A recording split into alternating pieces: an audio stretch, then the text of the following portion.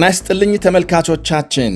ፕሬዝዳንት ትራምፕ ኢራንን ፍራቻ በድብቅ አውሮፕላን ቀይረው ሄዱ የሚለው ሪፖርት ሰፊ መነጋገሪያ ሆኗል። በምግብ ማቅረቢያ መኪና ተጭነው ወደ ወታደራዊ አውሮፕላን ተወስደዋል ነው የተባለው። በዝርዝር እንመለከታለን። የሶሪያ ፍርድ ቤት የሀገሪቱ የቀድሞ መሪ ባሽር አልአሳድና ወንድማቸው በሞት እንዲቀጡ ወሰነ። በሌሎች የቀድሞ አገዛዝ ባለስልጣናት ላይም የተለያየ የፍርድ ውሳኔ ተላልፏል። ሩሲያም የሰሜን ኮሪያ ሚሳኤሎች መጠቀሟ ሲነገር 50 ሺህ የሰሜን ኮሪያ ወታደሮች ለሩሲያ ሊሰለፉ ይችላሉ የሚል ስጋት ተፈጥሯል። በትግራይ የድሮን ጥቃት መፈጸሙንና በቀይ ባህር በጭነት መርከብ ላይ ዛሬ ስለደረሰ ጥቃት በዝርዝር እናቀርባለን። ሌሎችም አሉን። አብራችሁን እንድትቆዩ ጋብዛለሁ። በላይ በቀለ ነኝ። የአሜሪካው ፕሬዝዳንት ዶናልድ ትራምፕ በቱርክ ከተካሄደው የኔቶ ጉባኤ ሲመለሱ ከኢራን ሊሰነዘር ይችላል ከተባለ ጥቃት ጋር በተያያዘ በድብቅ አውሮፕላን መቀየራቸውን የአሜሪካ መገናኛ ብዙሃን ዘገቡ። ፕሬዝዳንቱ በቴሌቪዥን ካሜራዎች ፊት ለመታየት ኤርፎርስ ዋን አውሮፕላናቸው ከገቡ በኋላ በምግብ ማቅረቢያ መኪና ተደብቀው ወደ ሌላ ወታደራዊ አውሮፕላን መዛወራቸውን ዋሽንግተን ፖስት ዘግቧል። በአውሮፕላኑ ውስጥ የነበሩ ጋዜጠኞችና ጥቂት የዋይት ሃውስ ሰራተኞች ፕሬዝዳንቱ በሚስጥር መውጣታቸውን አያውቁም ነበር ተብሏል።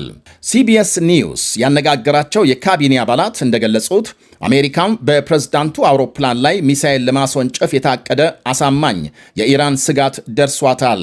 ሆኖም የዋይት ሃውስ አስተዳደር ይህንን ምስጢራዊ የአውሮፕላን ቅያሬ እስካሁን በይፋ አላረጋገጠም። ትራምፕ አንካራ በተካሄደው ጉባኤ ወቅት የኢራን አንደኛ ኢላማ እንደሆኑ ቀደም ብለው ተናግረው ነበር። ይሄ ምስጢራዊ እርምጃ የተወሰደው በዋሽንግተንና በቴሄራን መካከል ጦርነቱን ለማቆም የሚደረገው ድርድር ከተቋረጠ በኋላ አሜሪካም በኢራን ላይ ወታደራዊ ጥቃት በድጋሜ በከፈተች ማግስት ነው። ትራምፕ ወደ ቱርክ የተጓዙት በቅርቡ ኳታር በሰጠቻቸው አዲስ ቦይንግ 747 አውሮፕላን ቢሆንም ለመመለስ ግን ለትዝታ ሲባል የድሮውን ኤርፎርስ ዋን እንደሚጠቀሙ አስታውቀው ነበር። ሐምሌ 8 በተቀረጸው ምስል ፕሬዝዳንቱ በአንካራ አውሮፕላን ማረፊያ ወደ ኤርፎርስ ዋን ሲወጡ ታይተዋል።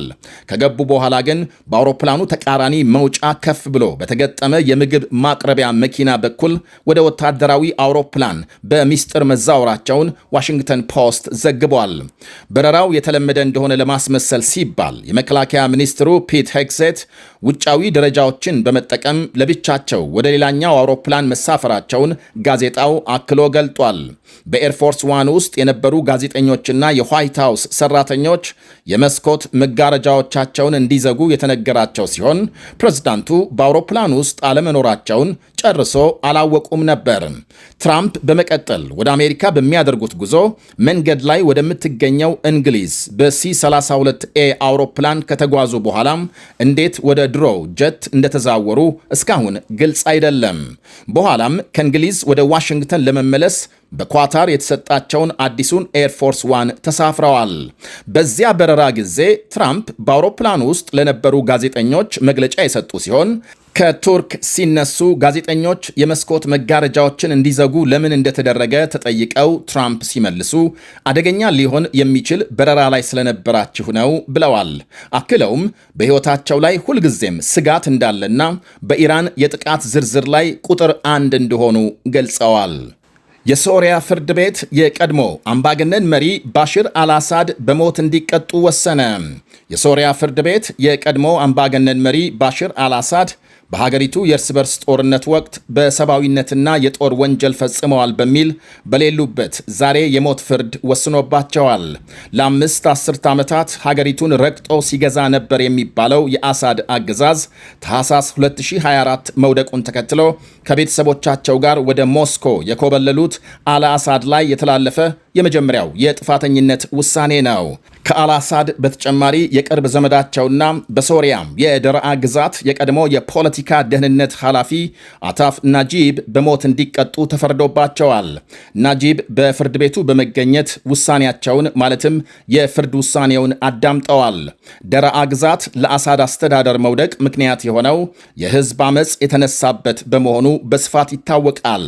በመጋቢት 2011 እንደ ፈረንጆቹ አቆጣጠር ጸረ መንግስት ጽሑፎችን ግድግዳ ላይ ጽፈዋል በሚል ወጣቶች በመታሰራቸውና በደረሰባቸው ስቃይ ምክንያት በከተማው የተቀሰቀሰው ተቃውሞ የጸጥታ ኃይሎች በወሰዱት እርምጃ አደገኛ መልክ ያዘ። ይህን ተከትሎ ሀገሪቱን ወደ አስከፊ የእርስ በርስ ጦርነት የከተተውና የመቶ ሺዎችን ሕይወት የቀጠፈው ሀገር አቀፍ ተቃውሞ ሊቀሰቀስ ችሏል።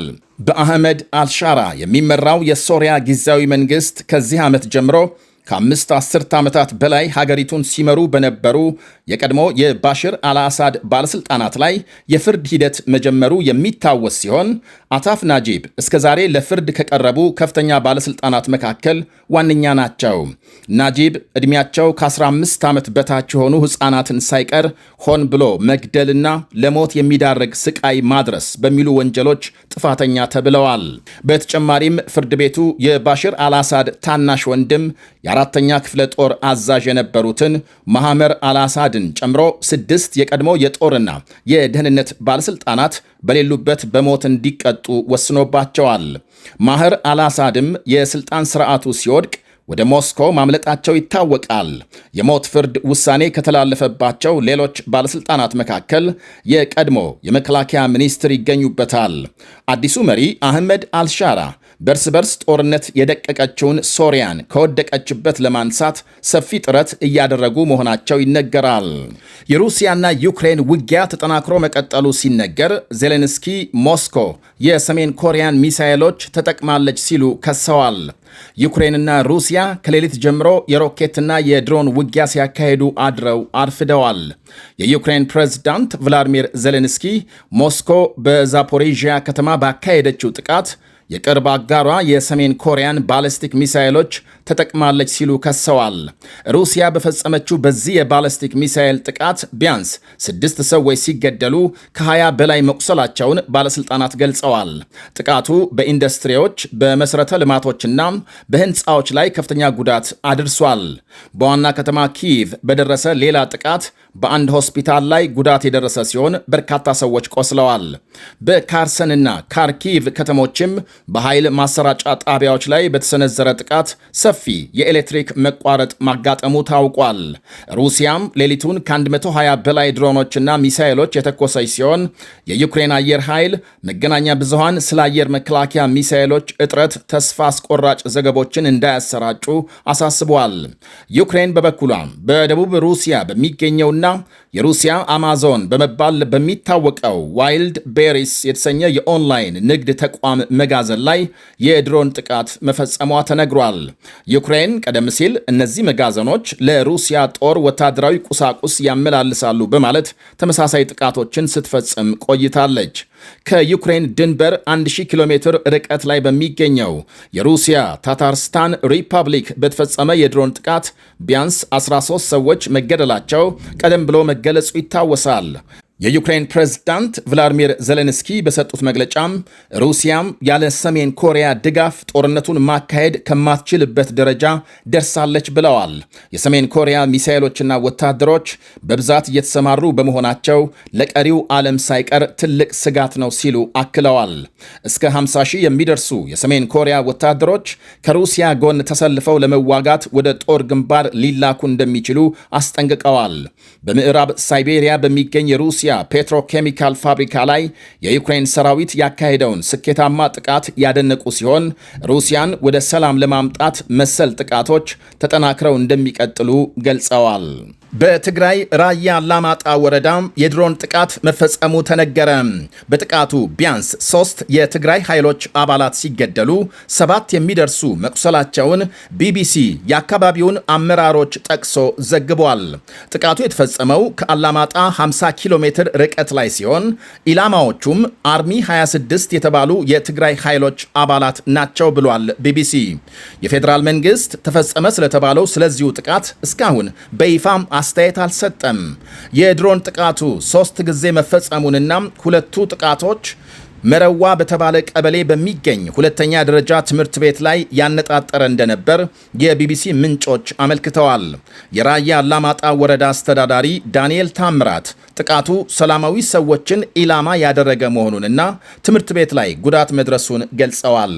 የክልሉን ስልጣን የተቆጣጠረው በዶክተር ደብረጽዮን ገብረ ሚካኤል የሚመራው አስተዳደርም ስለ ጥቃቱ በይፋም እስካሁን ምንም አለማለቱን ዘገባው ጠቅሷል። በቀይ ባህር ጭነት መርከብ ላይ በተሰነዘረ የሁቲዎች ጥቃት የሶስት መርከበኞች ሕይወት ማለፉ ተነገረ። ዛሬ በባብ ኤል ማንደብ የባህር ወሽመጥ በኢራን የሚደገፉት የየመን ሁቲዎች በአንድ የጭነት መርከብ ላይ ባደረሱት ጥቃት ነው የሶስት መርከበኞች ሕይወት ማለፉ የተነገረው። የባህር ላይ ደህንነት ምንጮች ለሮይተርስ እንደገለጹት በቀይ ባህር አንድ የጭነት መርከብ ኢላማ ተደርጎ እንደነበር ቢታመንም የቀሩት መርከበኞች ሁኔታ ግን እስካሁን አልታወቀም።